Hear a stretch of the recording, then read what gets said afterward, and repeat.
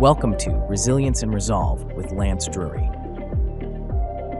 Hello and welcome to Resilience and Resolve, the podcast where we break down the complexities of the tax world and help you navigate through the numbers and paperwork. As always, we're joined by tax expert and attorney Lance Drury, who has years of experience helping businesses and individuals resolve tax issues. I am your host, Kevin Rosenquist, and in today's episode, we're diving into a topic that can be very tricky for business owners: payroll tax problems. Lance, welcome back. Great to see you.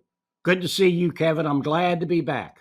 All right. Well, this is a good topic, especially for for anyone listening who runs their own business or is considering running their own business. So what are some mistakes, some common mistakes that small and mid-sized business owners make when handling payroll taxes that you would like to bring to people's attention on this show? Well, the biggest one is they're not paying their payroll taxes, and then it just kind of snowballs, and they think they're going to catch up in the next quarter, and it just gets worse. And as I alluded to in another session, part of the problem is a business will not pay their bills to them. So to keep the business going, they pay their employees, they pay their suppliers. They think they'll catch up down the road with Uncle Sam, and it just gets worse. Mm-hmm. If there's bad economic times, people run into that problem. So you got to stay on top of that, because payroll is one of the biggest priorities of the Internal Revenue Service. And here's the reason why. They get somebody who hasn't paid their payroll taxes for years or for several months or whatever. They're not going to give you an agreement if you can't start becoming compliant. They are not going to let you stay open if you're just going to continue to have that liability spiral out of control, because it just gets worse and worse. So you got to clean up your act. The first step is to start becoming compliant, which means you start paying your taxes on time every time, and you let my firm worry about getting you a deal on the back taxes. A lot of businesses obviously use payroll services, and don't they typically work out the taxes for you, or is that not how that works? No, they do, but you got to understand something. We have people that have payroll providers, and guess what? The payroll provider does not send in the monies to the IRS. And you're still on the line then for the liability. So you got to watch who you hire as a payroll provider, and you need to make sure that those payments are actually going in if you're going to do that sort of thing. So you may want some agreement with them that they're going to send you confirmation that the payment has been sent in. I'm really glad we touched on that. I think that's really good advice. Not all pay. Make sure you pick the right payroll provider, and make sure that they're doing what they need to do as far as submitting your taxes for you. Not just payroll providers, but tax resolution attorneys. You need to do your due diligence, check everybody out, and then make a decision then. Because some of these big national firms, they're just scam artists. They take your money and they don't do any work. They never tell you what it's going to cost you. They just ask for more money every month, and they don't do anything. Mm-hmm. And I've had a bunch of people that went to their firms before they hired me. What should business owners know about their personal liability when it comes to payroll tax debts? Okay, if the IRS finds that you're a responsible party, and they do that through a series of questions. And in a small business, we all know who the responsible party is. It's the guy that owns the firm, although there may be other people. And so you can be personally liable for a portion of the total payroll tax debt. They call that the trust fund civil penalty. They do an interview, and if you had a fiduciary ownership, like you're a sole member LLC, you're the president of the company, they're going to find you had an obligation to know that the taxes weren't being paid, whether you did or not. And if they find that you're involved in the day-to-day operations of the company in terms of running it, then they're going to assess that against you. Now, here's the thing that we never do. We never have our clients go to any of those trust fund civil penalty interviews. And the reason is the federal statute that causes you to be deemed a responsible party for the assessment of the civil penalty is identical to the federal statute for tax evasion, which is a crime, and you could do time in the federal clink. So why am I going to send in one of my clients to confess to a felony? I'm not going to do that. Yeah. So we never send anybody in, and they don't need to talk to them anyway. They don't need to go through that. They know in a small business who the responsible party is. Now, it might prevent somebody else from being assessed that civil penalty. That's not the president or anybody, but somebody that signs payroll checks or, has signature authority on the bank's accounts. So it may save you there, but, they know who the real responsible party of the business is without conducting that interview. Yeah. It's probably pretty obvious in most cases. Yes. Mm-hmm. So if a business starts to fall behind on their payroll tax payments and they're sitting there going, I don't know if I can do this. I don't know how I'm going to get caught up. They call you. What's the next step? Well, the next step in they're probably going to have a revenue officer involved. So the next step after calling me up, they sign a power of attorney, they sign an engagement letter. We send the power of attorney to the revenue officer, and then we're on the phone with them right away. Mm-hmm. And to do one of two things. One is to get an extension on the time frame for the documentations, because normally their time frames are not very realistic. They want all this information. They want it in 2 or 3 weeks. So normally you have to have more time to do that. Or the other one is to find out what's the posture of the case. Where do we go from here before they even send out that summary of taxpayer contact? So you want to get involved with the revenue officer right away. It's a cardinal sin to ignore a revenue officer because they're much more aggressive than the automated collection system. And they don't care. They want these cases out of their inventory. You don't give them what they want, they're going to levy you. So when you say give them what they want, what are they typically looking for? Financial information. Just complete. They want a financial statement, which is the IRS form for a financial statement, which is basically looking at your assets, your liabilities, your income, and your household expenses. And then they're going to want supporting documentation. They're going to want 3 to 6 months of bank statements. They're going to want proof of your mortgage statement. They're going to want proof of your car payments. They're going to want proof of your utility payments. So, it takes time, not only for us, but for the taxpayer to come up with all that information. So you don't want to blow a revenue officer off, or you're just going to get levied. Are there any specific programs that can provide relief that the IRS offers? Oh, sure. A business is the same as an individual. You can be placed into currently non-collectible, although they will say the business isn't viable, then you should close it down. You could get a partial pay installment agreement if you can prove that you don't have the ability to pay all this back. The other thing that you can do is you can do an offer in compromise. And it's harder for an existing business to get an offer in compromise, but it's not impossible. So certain businesses do qualify for an offer in compromise. So there's different strategies that you can employ to get you set up on an agreement for the back taxes. And there's also advice that we can give these business people. For example, if they got an old piece of equipment, we'll tell them to go out and update that piece of equipment and get a loan for it. So they're paying it off over time, because that will lessen the payment they make to the IRS by the amount of the monthly payment on the loan. And just in case anyone's listening who hasn't listened to some of our back episodes, can you explain the offer in compromise? The offer in compromise is where you submit an offer for less than the full amount. And if you fulfill the terms of the offer, they'll accept the offer. And then you have to be clean for 5 years, which means you have to file your taxes on time and pay on time. If you don't, then it all comes back. Mm-hmm. The offer comes back, your liability comes back, and the offer goes down the drain. So what do you provide for businesses in these situations that they would struggle to handle on their own? What do you think the biggest value in hiring a tax attorney is in these situations? Well, I think it's threefold. I think number one, it's making sure they're compliant moving forward. Because if they don't do that, they're wasting their money hiring me or anybody else to help them out. They have got to start becoming compliant.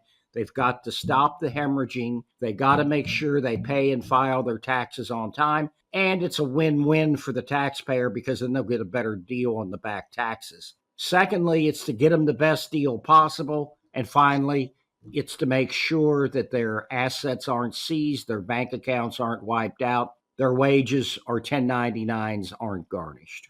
How aggressive can the IRS be as far as punishments or collecting unpaid taxes? Well, I've seen them seize people's home. I only had one guy in all the years, and they only do, the last time I checked, I think it was like 80 or 90 homes a year. You really got to blow them off. You got to owe a lot of money, and you can't have any other assets that they could take. But I had revenue officers wanted them to sell the home and give them the proceeds. And I just say, well, let me talk to your boss. So in all but one instance, did we do that? And so they wanted to come after the home, and the guy sold it before they could. Don't ask me why he did this, but he was fixing the house up with his money before he sold it. I thought, well, you don't want to do that. You're just using more money and giving the IRS more funds. Why would you do that? Why would you do that? Yeah. But the good news is, while they got the proceeds from the sale because there were liens out there, the vast bulk of his liability to the IRS has either gone away or will go away shortly because we ran out the clock on collections. The IRS does not have forever to collect the tax against you. Mm-hmm. And when you're sort of, coaching people, I mean, you mentioned earlier that a lot of what ends up happening for businesses is, they're waiting for money from their clients, and then they pay their employees, they pay their suppliers, and they just get into this cycle. If you're just giving advice, how can they prevent that? And if that starts to happen, what are their best options to ensure that they don't get behind like they do? Well, part of the thing is they need to reassess whether they're in a viable business. Mm-hmm. That's part of the problem. I tell you, the biggest one we have problems with, and they take so much time, it takes years. But a lot of these home health people, they're constantly in trouble with I've never had tougher cases than these people that are in the home health fields. In fact, I've gotten them deals, and then they go out and they start it all over again. And I think a lot of it has to do with the fact that I had a guy in Illinois, and the problem was the state wasn't paying him on time. And they weren't paying him all the time what they were supposed to pay him by the contract. So a lot of the problem was they were in a field where they're relying on the government to pay their bills, and the government's not paying them on time. Kind so of ironic. They get in trouble, and the IRS doesn't care.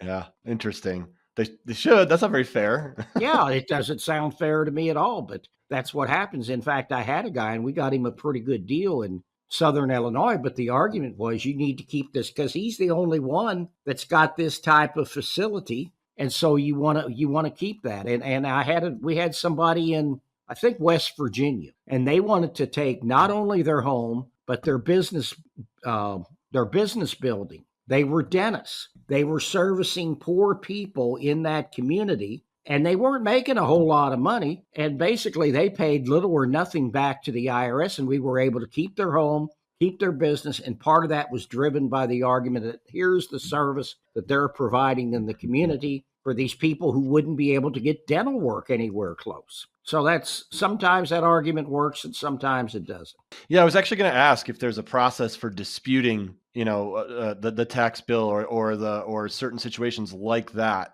If someone wants to dispute, how does that process unfold? Well, if they get what's called a notice of deficiency, they have the right to U.S. tax court. There's other things. If you have a collection due process hearing, you have a settlement officer, you're not happy with the result, you can take that to U.S. tax court. So there's various avenues where you can appeal things with the IRS. So that's the beauty of this kind of work. If you fail once, it's not like a court of law where you're done unless you go through the appellate process and you've exhausted it. You can fight another day until you get a settlement with the IRS. Mm-hmm.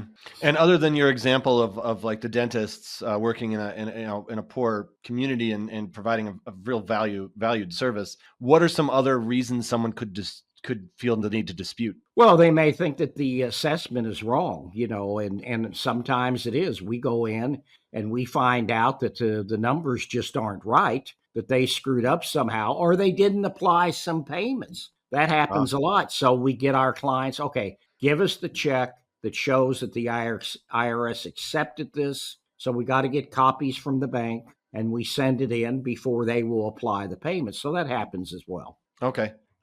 And if somebody gets that letter, that says that they're behind on payroll taxes, the clock starts ticking. How long do they typically have to get right before things start to get bad? Well, with U.S. tax court, if you get a notice of deficiency, it's generally 90 days. I don't recall.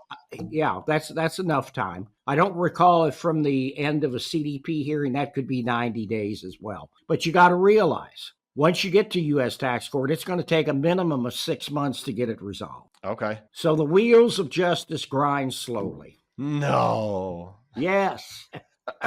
And the IRS is even worse. I've never seen the IRS so screwed up as they are now. In my 20 years of doing this, they're making more mistakes than ever because they're hiring people that aren't properly trained. If a layperson calls them up, he doesn't know whether or not what they're telling them is true. We know because we spend 50 to 100 hours or more every year just keeping up with this. Wow. That's interesting. I mean, you said you've been doing this a long time, and this is the worst you've ever seen the IRS. That's a pretty strong statement. Well, a lot of it is because during the pandemic, a lot of their divisions were closed down for months. Mm-hmm. In fact, when they came back, they had 5 million tax returns sitting outside their facility. In fact, we were warned by a national group I belong to not to send in the returns while they were closed down for fear that they would lose them more. Oh, and I have a sneaky suspicion that some of their employees destroyed some of the returns, threw them away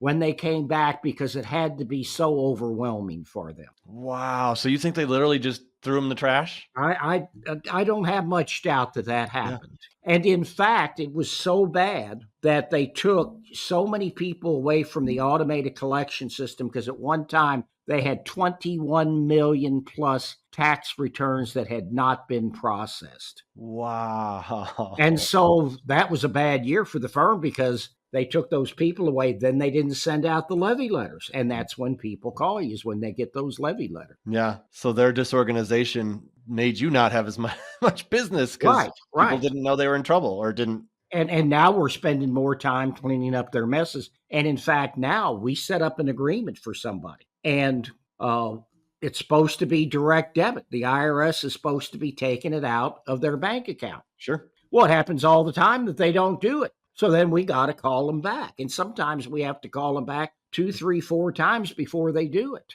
Or they say they're going to put them into uncollectible status and they don't send the letter confirming all that.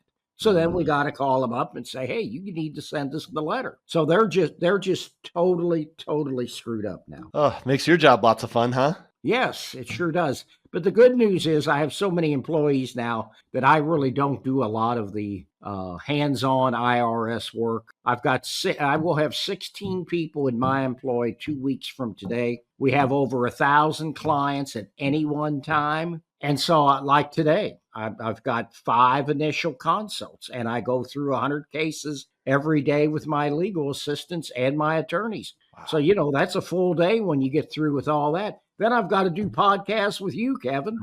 I know.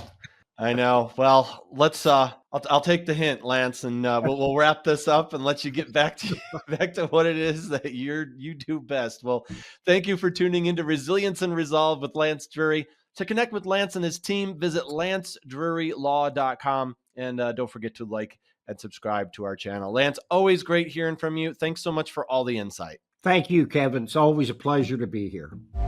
Thanks for watching. Be sure to hit that like and subscribe button and leave us a review in the comments.